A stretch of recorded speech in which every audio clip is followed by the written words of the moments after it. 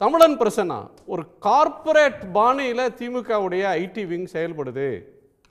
ஒரு பெரிய office setup, ஏராளமான கண்டென்ட் கிரியேட்டர்ஸு, அந்த பெரிய பணம் செலவழித்து ஒரு கருத்துருவாக்கத்தை திமுக ஈடுபடுது அப்படின்ற ஒரு கோணத்தில் திரு சுமந்த் சொன்னார். இன்னொரு புறத்தில் அதிமுகவோட செய்தி தொடர்பாளர் சொல்லியிருக்கிற இன்னொரு கோணம்ன்றது ஏடிஎம்கேவோட வாக்கு சதவீதம் குறைவது, அது சார்ந்த சில பார்வைகளை சொல்லியிருக்காங்க. உங்க கோணம்? இல்ல, நேற்றைக்கு திராவிட மாதம் நிகழ்ச்சியில் பேசிய மாண்புமிகு முதலமைச்சர் அவர்கள் மிக தெளிவாக ஒரு விஷயத்தை பதிவு பண்ணார். ஒரு இயக்கத்தின் தலைவராக, ஒரு முதலமைச்சராக அவர் சொன்ன வரிகளை நீங்கள் அடிக்கோடிட வேண்டும் என்று நான் கேட்டுக்கொள்கிறேன். வருகிற எதிர்கால சந்ததியினர் இணையத்தின் மூலம் திராவிட தத்துவங்களையும் திராவிட சித்தாந்த கருத்துக்களையும் நம்ம ஆட்சியினுடைய நலத்திட்டங்களையும் நீங்கள் கொண்டு போய் சேர்க்க வேண்டும் என்கிற அடிப்படையில் முதலமைச்சர் அந்த வரியை சொன்னார்.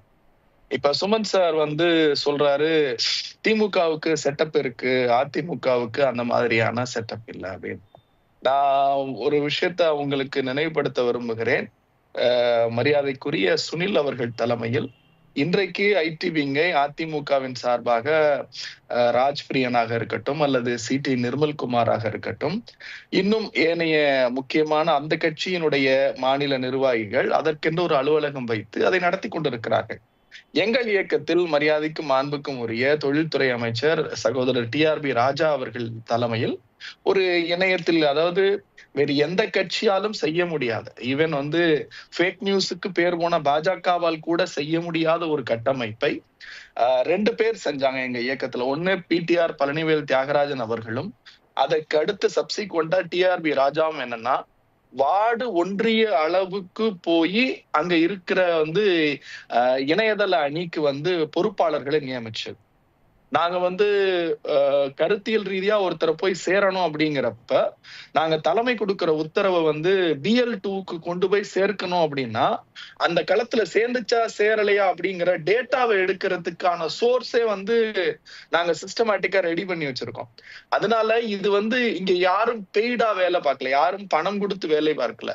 இப்ப நாங்கெல்லாம் உணர்வு பூர்வமாக இந்த இயக்கத்தின் மீது பற்று கொண்டு, இந்த இயக்கத்தின் மீது காதல் கொண்டு, இந்த இயக்க தலைவர்களை நம்பி, இந்த இயக்கம்தான் இந்த எதிர்கால தலைமுறையை நலமாக்கும் என்கிற நம்பிக்கையில் அந்த நம்பிக்கையோடு நடைபோடுகிறோம். நாங்க பணம் வாங்கிக்கிட்டு பேசுறோம் அல்லது பணம் வாங்கிக்கிட்டு பண்றாங்கிறது எங்களுடைய உழைப்பை கொச்சைப்படுத்துவதாக நான் கருதுகிறேன். அந்த கருத்தை சுமந்த் சி ராமன் அவர்கள் திரும்ப பெற வேண்டும் என்பது என்னுடைய தாழ்மையான கருத்து.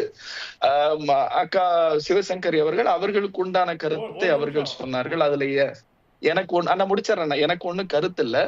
ஆனா அதுல மிக முக்கியமாக நாம் பார்க்க வேண்டியது ஃபேக் நியூஸ பரப்பக்கூடிய அந்த நிலைகள் இருக்கு இல்லையா, அந்த நிலைகளை யாரு அதிகம் பரப்புகிறது அப்படின்ற ஒரு போட்டி வச்சோம் அப்படின்னா, முதல் இடத்துல பாஜகவும் 2வது இடத்துல அதிமுகவும் தொடர்ச்சியாக வருது.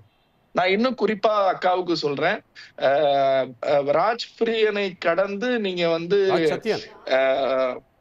ராஜ் சத்யன் மன்னிக்கணும், ராஜ் சத்யனை கடந்து நிர்மல்குமார் பாஜகல இருந்து அதிமுகவுக்கு வந்த உடனேயே ஆள் மட்டும்தான் வந்திருக்காரே தவிர சட்டையை மாத்தாம வந்துட்டார். தொடர்ச்சியா பொய் செய்திகளா மட்டும்தான் போட்டுக்கிட்டு இருக்காரு. அது அதிமுகவுக்கு தான் கெட்ட பேர். நீங்க உங்களுடைய சாதனைகளை பேசுங்க, அம்மையார் ஜெயலலிதாவின் கொள்கைகளை பேசுங்க. ஏன்னா இது ஒரு பொதுத்தளம். நீங்க போடுறதை நான் தடுக்க முடியாது, நாங்கள் கருத்தியல் ரீதியாக செய்யறதை நீங்க தடுக்க முடியாது. இது எல்லோருக்குமான காமன் பிளாட்ஃபார்ம். இதுல என்ன பெரிய பிரச்சனைனா, படித்து IPS பெற்ற அதிமுகவின் சட்டமன்ற உறுப்பினர்கள், முன்னாள் சட்டமன்ற உறுப்பினர்களே பொய் செய்தியை பரப்பி அது எவ்வளவு பெரிய விஷயம் ஆச்சுங்கிறது உங்களுக்கு தெரியும். இந்துக்களின் வாக்குகளை நான் பெறமாட்டேன்னு இன்றைய முதலமைச்சர் பேசியதாக எக்ஸ் டிஜிபி நடராஜ் அவர் அதிமுகவின் சட்டமன்ற உறுப்பினர், அவர் போட்ட செய்தி உங்க எல்லாருக்கும் தெரியும். அதுக்கப்புறம் பொது வெளியில ஒரு மன்னிப்பு கேட்கிறார்.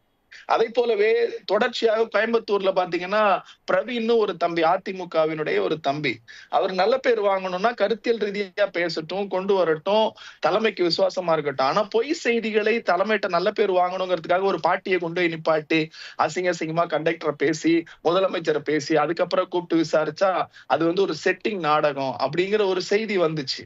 இப்ப இது ஒரு உதாரணத்துக்கு சொல்றேன், நான் இதை குறையா சொல்லல, ஒரு உதாரணத்துக்கு சொல்றேன்.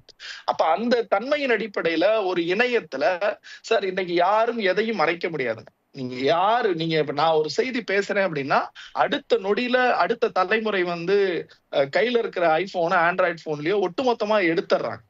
அப்ப நீங்க சொல்லக்கூடிய கருத்து என்பது சரியா தவறான ஒரு இளம் தலைமுறைக்கு திணிக்கிற போது அந்த கருத்தியல் சித்தாந்தங்களை நீங்கள் சரியாக கொண்டு போய் சேர்த்தால்தான் உங்கள் பக்கம் நியாயம் இருக்கிறது என்று நீங்கள் நம்பினால், உங்கள் கொள்கை வெற்றி பெறும் என்று நீங்கள் நம்பினால் உண்மையை பேச போறீங்க. நாங்க உண்மையை பேசுறோம், எங்களுக்கு எந்தவித தயக்கமும் இல்லைங்கிறது என்னுடைய தாழ்மையான கருத்து. உடனுக்குடன் செய்திகளை தெரிந்து கொள்ள சன் நியூஸ் பெல் ஐகானை கிளிக் பண்ணுங்க.